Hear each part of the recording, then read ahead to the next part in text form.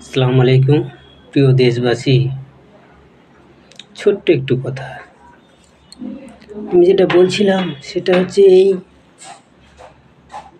পৃথিবীতে এমন কোনো জিনিস নেই যে আল্লাহ সুবহানাহু ওয়া তাআলা পাঠায়নি।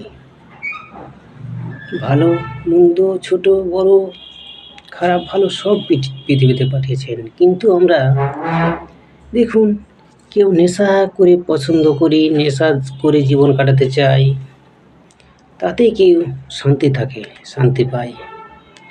কেউ চুরি করে জীবন কাটিয়েও সে শান্তি পায়, কেউ ধর্ষণ করে জীবন কাটিয়েও সেও শান্তি পায়, কেউ কাউকে মেরে কেটে কাউকে ঠগিয়ে জীবন কাটিয়েও সে শান্তি পায়। দেখুন, সব থেকে প্রিয় জিনিস পৃথিবীতে হচ্ছেন পিতামাতা। পিতামাতা যে এমন একটা জিনিস, ছেলে মেয়ে দুজনেরই বিষয় আছে। কেউ ভালোবেসে আগলে রাখতে চায় তার জান্নাতের আশায়,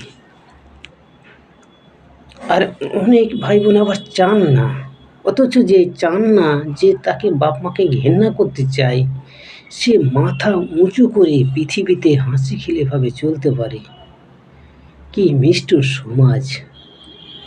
অথচ হাজারে হয়তো 5 জন চাই কি 1 জন চাই পিতা মাতা আত্মীয় স্বজন পরিবেশ সকলকে নিয়ে হাসি খেলিভাবে জীবন কাটাতে চায়। কিন্তু কি ইতিহাস, কি শয়তানের ক্ষমতা, কি শয়তানের শক্তিশালী, তাকে সারা পৃথিবীর মানুষ ঘেন্না করে, তাকে সারা পৃথিবীর মানুষ মেরে ফেলতে চায় চারিদিক থেকে দুঃখ কষ্ট টেনশন দিয়ে। এটাই হচ্ছে বাস্তবতা।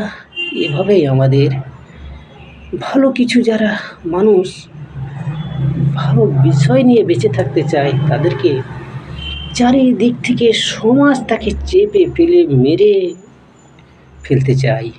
এটাই হচ্ছে বাস্তবতা। পরের জীবনে আল্লাহ সুবহানাহু ওয়া তাআলা কার ভাগ্যে কী লিখে রেখেছেন কেউ জানে না, কিন্তু হাদিস কোরআন থেকে প্রমাণিত পিতামাতার থেকে বড় কেউ নেই।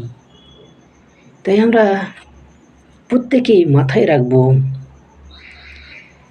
যতই হাসি খুশিতে থাকুন না কেন, আল্লাহ কি চান, যতই আপনি